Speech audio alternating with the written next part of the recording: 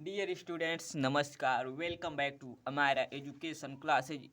इस वीडियो में मैं बताऊंगा बोर्ड एग्जाम 2025 में आने वाला कुछ महत्वपूर्ण जीवन परिचय। तो जगन्नाथ दास रत्नाकर बोर्ड एग्जाम 2025 इंटर में आ सकता है, तो आपको किस प्रकार और कैसे लिखना है जीवन परिचय मैं बताऊंगा, और आपको इसी प्रकार बिल्कुल लिखना है। अगर आ जाए तो जीवन परिचय तो आपको अच्छे से लिख लेना है और समझ के जाना है।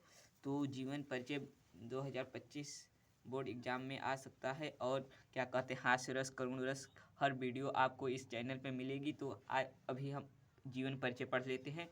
जगन्नाथ दास रत्नाकर जी का जीवन परिचय, ठीक है। तो आपको जन्म सन 1866, जन्म जो था इनका सन 1866 ईस्वी में हुआ था। मृत्यु सन 1932 में, मृत्यु जो था इनका सन 1932 में। जन्म स्थान काशी बनारस, जन्म स्थान काशी बनारस। पिता पुरुषोत्तम दास, भाषा ब्रज भाषा। संपादन सरस्वती साहित्य सुधा निधि। रचनाएं उद्धववंश तथा उद्धववंश होगा तक, गंगावतरण, गंगा लहरी, ठीक है। जीवन परिचय। जगन्नाथ दास रत्नाकर जी का जन्म सन 1866 ईस्वी में काशी में हुआ था। इनके पिता का नाम पुरुषोत्तम दास था। इनकी प्रारंभिक शिक्षा उर्दू और फारसी भाषा में हुई। बाद में इन्होंने हिंदी और अंग्रेजी भाषा का अच्छा ज्ञान प्राप्त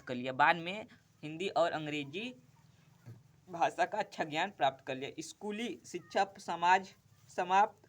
समाप्त होने के बाद इन्होंने बनारस के क्वींस कॉलेज से बीए की डिग्री प्राप्त की। बाद में एमए और एलएलबी की डिग्री प्राप्त की। सन 1900 ईस्वी में इनका नियुक्त आवागढ़ एटा में कोषागार निरीक्षक पद पे हुई। परंतु 2 वर्ष में ही इन्होंने त्यागपत्र देकर अयोध्या नरेश प्रताप सिंह के सचिव के रूप में कार्य किया।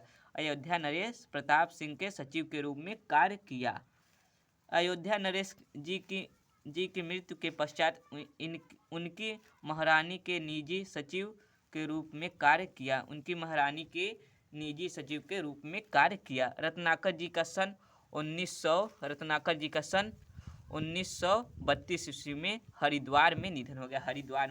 साहित्यिक परिचय क्या है रत्नाकर जी? जगन्नाथ दास रत्नाकर।